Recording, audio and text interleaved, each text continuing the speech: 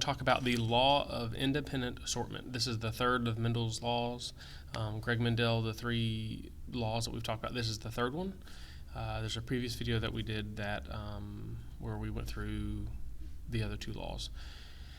So for this, very quickly, kind of not a summary, but an example to give is that a person can have a person can have two traits and them not be connected. And so they can be, let's say you can have brown hair and blonde eyes. Brown hair and blue eyes, and blonde hair and blue eyes. You can have both of those. It doesn't have to be one, if you have brown hair, you always have blue eyes, or if you have blue eyes, you always have brown hair. They are independent of each other. They're not dependent on each other. So if you can write down on to the top left, you can see it says the alleles for one gene do not necessarily affect the other. That's what this law is saying. We're going to talk about, I'll recap some monohybrid, and we'll get into this thing called a dihybrid Punnett square. But I want to point out again that meiosis leads to genetic variation. And so because we have this process of meiosis where only one allele is chosen for a sperm cell or an egg cell or whatever kind of gamete, you're talking about pollen on plants, only one allele is chosen. That's why we do a Punnett square. So this is a monohybrid Punnett square where we're dealing with one trait. That's why we only have one letter here. The parent, the dad has a dominant gene and a recessive gene. Mom has two recessive genes.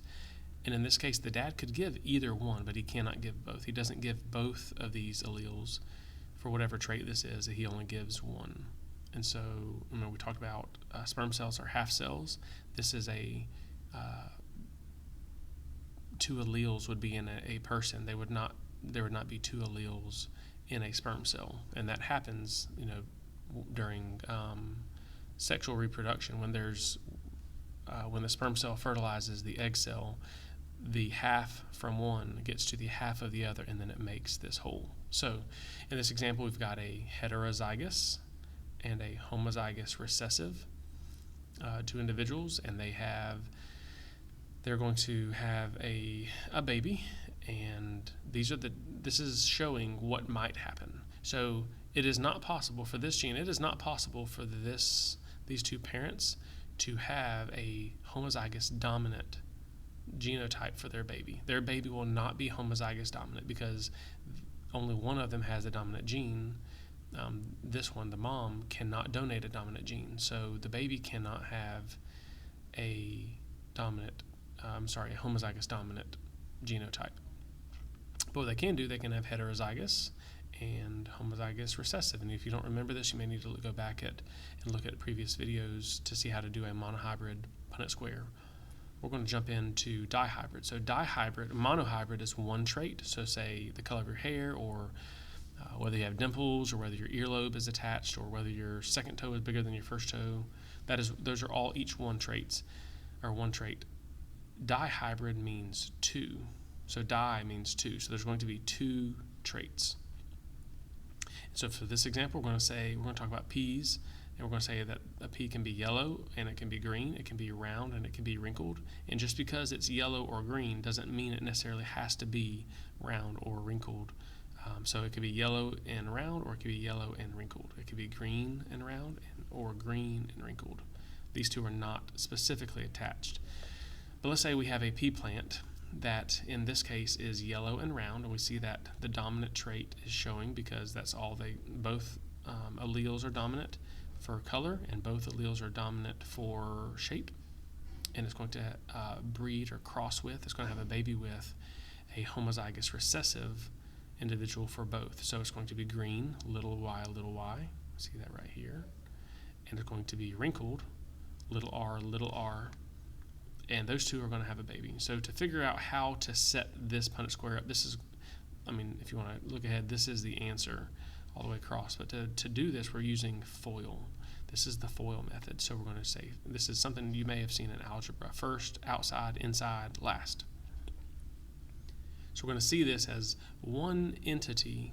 This is one organism's genotype for these two traits. But we're going to see this as kind of like a subgroup, and this is a subgroup. So when we say first, It's going to be the first of each of these subgroups. So the first one of the Y's is capital, and the first one of the R's is also capital. So we're going to put that right there. And right here, we're going to, the reason or the way we got this is because we did outside. And that's going to be the outside of all four of these, the outside and the outside over here. And then we get the capital Y, capital R. Do the same thing for inside. Here's the inside. We're going to get big Y, big R. And then the last one is going to be last. And of these two groups, we've got, this is the last Y, and this is the last R, and they're both capital, so we put that there. This one is a very, very easy one to get started with because they're homozygous dominant for both traits, and this one's homozygous recessive for both traits. We'll practice on a little bit more challenging one here in a second, a little bit more complex. But we would do the same thing for this. We would go first is little y, little r. Outside is little y and this little r. Inside is this one. And then last is going to be this one and this one. And then so that's why all of them are the same, because the only thing we have to draw from is little y's and little r's. So all of them are going to be that. So that's the kind of a breakdown of how to use the FOIL method. Most of the questions you'll see are going to be given to you like this. You'll have the parents already drawn out for you, but the way that we get that is through the FOIL method. Now, when we're drawing down, we're trying to see what the offspring will be. You'll notice there's 16 boxes, whereas before there were 4. In a monohybrid, there's only 4 boxes to look at. Now there's 16. And so we do the same process, that we're going to have Y's first and R's second, and anytime we see it have a capital, it goes first, and the lowercase goes second. So you see we bring the capital Y down, we bring the little y over. Capital Y or capital R down, little r comes over. And because all of these are the same and all of these are the same, every one of these offspring, it doesn't matter which box you pick, every one of them is going to be the same. So let's jump over here. Let's say that we have parents that are these right here. We take these and we breed 2 of them together. So we've got a heterozygous for color and heterozygous for shape, heterozygous for color, heterozygous for shape. And we do the FOIL method here. We would get this. You can pause the video and try to figure out on your own what, if you did the FOIL method with each of these, what that would get you. But these are the answers. He's going to give you this for the parent, the dad, this for the mom, for the female, and then we start putting them together. And this one's going to be a little bit more complex when we start putting them together and see what's in each box. So this one is capital Y, bring it down, capital Y, bring over, capital R, same thing. And you're going to do that I would encourage you to pause this and try to do the FOIL method to figure out the parents, and then even more so, figure out what goes in these boxes. So you can go and pause the video and do that.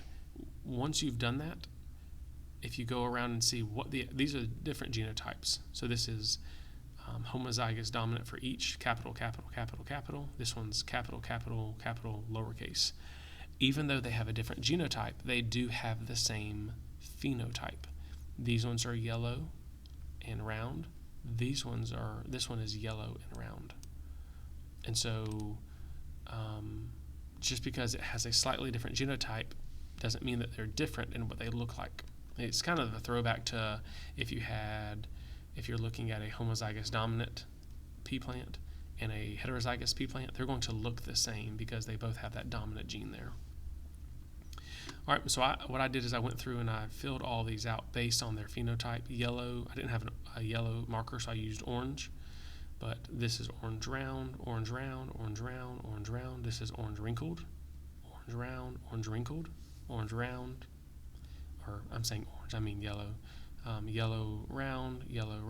There's a green round, and that's because both of these Y's are lowercase.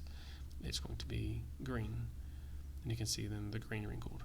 If you were to look and count these, 1, 2, 3, 4, 5, 6, 7, 8, 9, there's going to be 9 where everything is dominant, and then 3 where one side is dominant and then the other side is not. So there's 3, 3, and then 1. There's only one where everything is recessive. If you see a dihybrid Punnett square, you'll likely see this is going to be the ratio. A lot of times you'll see them as heterozygous parents for both traits, heterozygous for both traits. Both parents are the same, and if that's the case, if there's heterozygous across, then it's going to show the same thing, 9, 3, 3, 1, every time. If it's heterozygous parents, both of them heterozygous for both traits, then it's going to be 9, 3, 3, 1 across. So that's it. If any of that doesn't make sense, I'd suggest rewinding it, maybe trying to fill this out yourself. There's tons of other videos on YouTube that you can go look at as well to get some practice. There's a website called Word Wall. So if you were to Google Word Wall, one word, Word Wall, and then type in dihybrid, then there's some practice things there that you can also try, drag and drop, that'll tell you if you put these in the right spots. So it's WORD WALL, Word Wall, and then space and dihybrid.